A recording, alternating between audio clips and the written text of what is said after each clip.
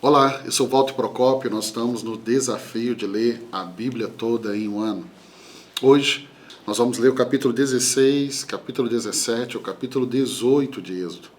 O capítulo 16 começa assim: Toda a comunidade de Israel partiu de Elim e chegou ao deserto de Sim, que fica entre Elim e o Sinai.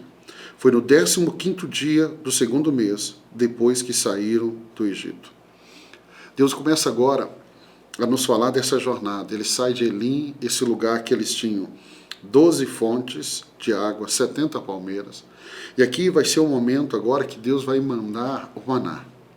Aqui está um dos capítulos fascinantes, que vai que nos transporta para o coração dessa jornada. Essa jornada, podemos dizer, uma jornada épica dessa nação, desse povo aqui no deserto. O que nós vamos ver aqui? Nós vamos ver Deus dando a resposta à murmuração do povo.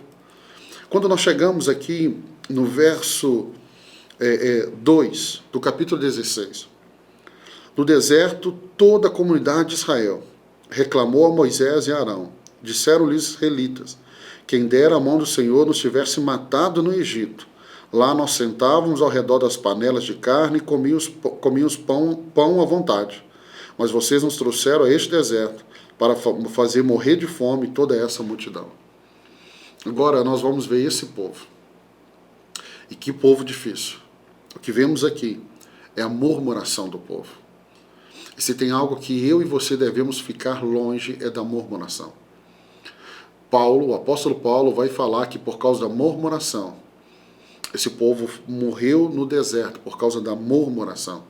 Pastor, o que é murmuração? Murmuração é reclamação. Reclamação. E o que nós temos aqui do verso 1 ao verso 3 é a murmuração, a reclamação deles por comida. Eles estão lembrando lá do Egito. Mas precisamos lembrar, e quando você lê o capítulo 16, lembre, eles eram escravos no Egito. Escravos no Egito. E eles têm o desejo de voltar. De voltar. Cuidado, porque eu e você podemos cometer esse erro. De voltar para um lugar onde um dia nós tivemos que orar para Deus nos tirar.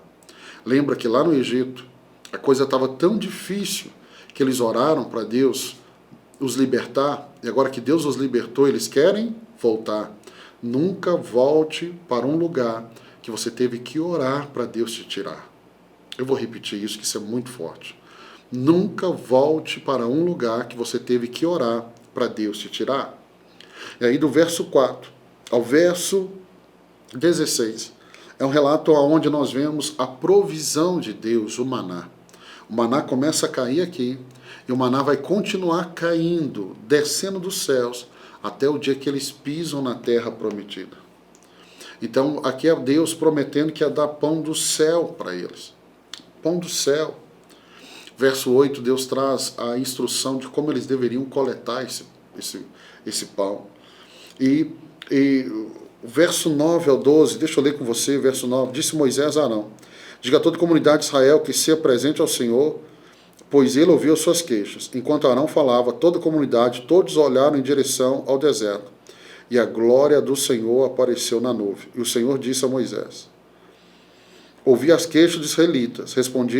Responda-lhes que ao pôr do sol comerão carne ao amanhecer e se fartarão de pão. Assim saberão que eu sou o Senhor, o seu Deus. No final da tarde apareceram cordonizes que cobriram o lugar onde estavam acampados. Ao amanhecer havia uma camada de orvalho ao redor do acampamento. Depois que o orvalho secou, flocos finos semelhantes à geada estavam sobre a superfície do deserto. Deus mandou comida, que era a reclamação deles.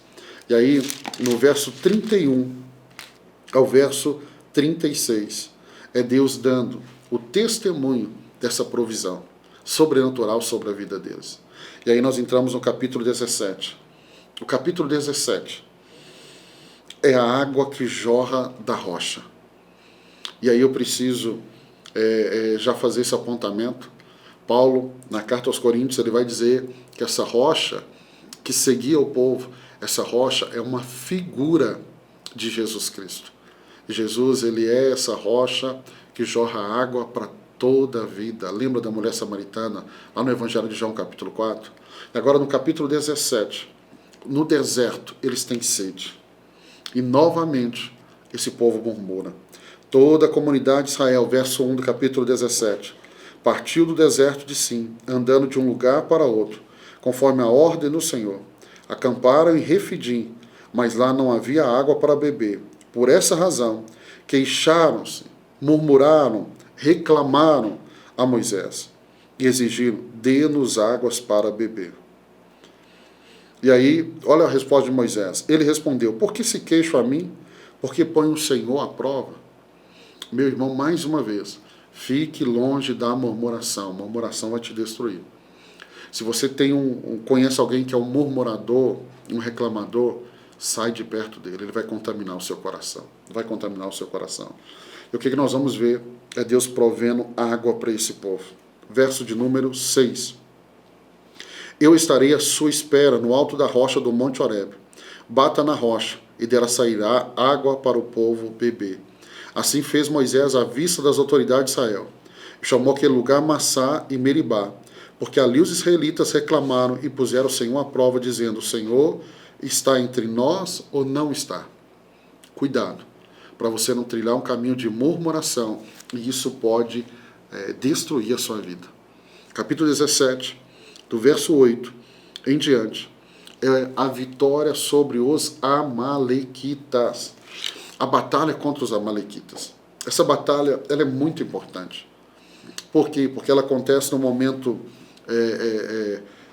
da peregrinação, e Deus vai fazer ali um juramento a Moisés, a Josué, de que Deus iria acabar com os amalequitas. Então, o que nós temos aqui, o verso 8? Um ataque surpresa dos amalequitas. Um ataque surpresa. E aí nós vamos ver que Moisés vai designar Josué para a batalha. Vai falar que ele deveria estar no campo de batalha. No campo de batalha. E Moisés, Arão e Hu vão para cima do monte para orar. E a Bíblia diz que enquanto Moisés estendia a mão, Josué vencia no campo de batalha. Quando a mão dele cansava e ele abaixava, Josué perdia. O que a Bíblia está nos ensinando? Sobre o poder da oração e da intercessão. E aí, Arão e Hu vão sustentar os braços de Moisés. Porque enquanto eles estão com os braços erguidos, a vitória de Josué ela é certa. E aí o capítulo 17 termina assim. Depois o Senhor disse a Moisés: escreve isso num rolo como memorial, e declara a Josué que farei que os amalequitas sejam esquecidos para sempre debaixo do céu. Moisés construiu um altar e chamou-lhe: o Senhor é a minha bandeira.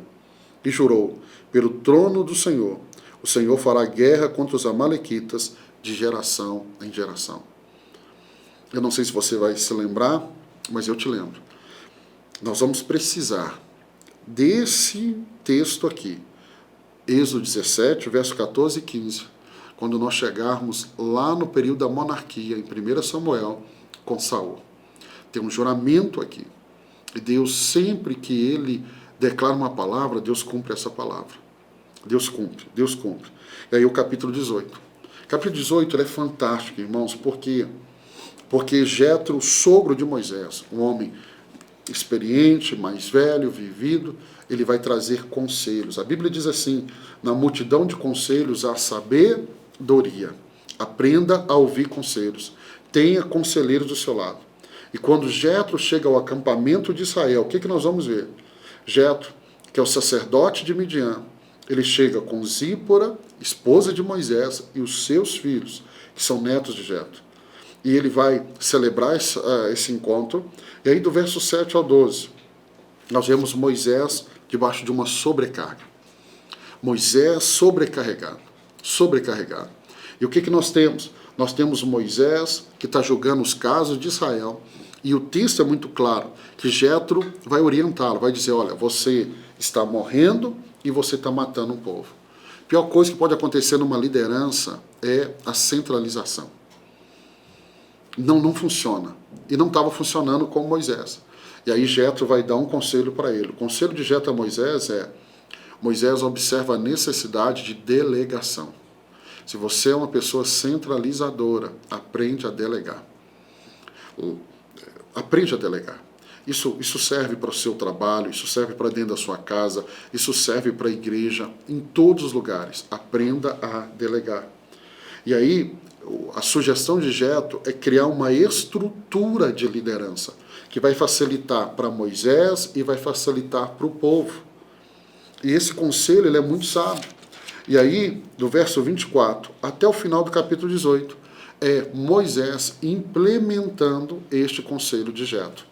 Então, Jetro, ele chega e o conselho dele vai salvar não só a nação, mas vai salvar também o líder dessa nação, que é Moisés. Aprenda a ter conselheiros. Aprenda a ouvir conselheiros. Busque conselheiros, mentores, pessoas que vão ajudar você. Porque Jetro chegou e ele enxergou. Na chegada dele, ele enxergou algo que Moisés não estava enxergando. É aquilo que a gente sabe. Muitas vezes quem está de fora consegue ter uma visão que eu e você que estamos dentro não conseguimos ver. Deus abençoe sua vida. Terminamos mais 3 capítulos. Amanhã, se Deus permitir, nós estaremos aqui para mais 3 capítulos da Bíblia. Vamos juntos. Deus te abençoe.